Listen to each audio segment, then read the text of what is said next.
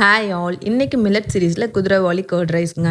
நான் ஒரு உலக்கு குதிரைவாலி ரைஸ்க்கு 3 உலக்கு தண்ணி ஆட் பண்ணியிருக்கிறேங்க. இதை நீங்கள் குக்கரில் வைக்கணும்னு தேவையில்லைங்க. ஏன்னா இது ரொம்ப சீக்கிரம் குக் ஆயிரும். அதனால நார்மலாக கடாயில் தண்ணி கொதிச்சதும் சிம்மில் வச்சு 5 மினிட்ஸ்லேயே இது நல்லா குக் ஆயிருங்க. இதுக்கப்புறம் நார்மலான கர்ட் ரைஸ் ப்ரொசீஜர் தாங்க. நான் குக்கான குதிரைவாலி ரைஸில் 2 கப் கர்ட் நான் ஆட் பண்ணியிருக்கிறேங்க.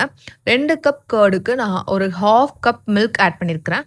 அதுக்கப்புறம் சால்ட் வந்து உங்களுக்கு எவ்வளோ வேணுமோ நீங்கள் ஆட் பண்ணிக்கலாம்.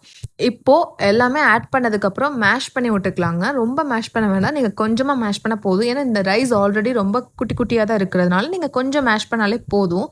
ஏன்னா வந்து கர்ட் ரைஸ்னால் கொஞ்சம் மேஷ்டாக இருந்தால் தான் அந்த க்ரீமி டெக்ஸ்சரோடு சாப்பிட்றப்ப ரொம்ப நல்லா இருக்குங்க. அப்புறம் தாளிப்புக்கு நல்லெண்ணெயில் கடுகு, உளுந்து, கருவேப்பிலை, பச்சை மிளகாய் போட்டு நல்லா தாளிச்சு விட்டுக்கலாங்க. இந்த குதிரைவாலி கர்ட் ரைஸ் வந்து நார்மல் கர்ட் ரைஸ் மாதிரி இல்லைங்க. இதோட டேஸ்ட்டு கொஞ்சம் டிஃப்ரெண்ட்டாக தான் இருந்துச்சு. பட் ஆனால் நல்லா இருந்துச்சுங்க. இதோட பெனிஃபிட்ஸ் ரொம்ப அதிகம்.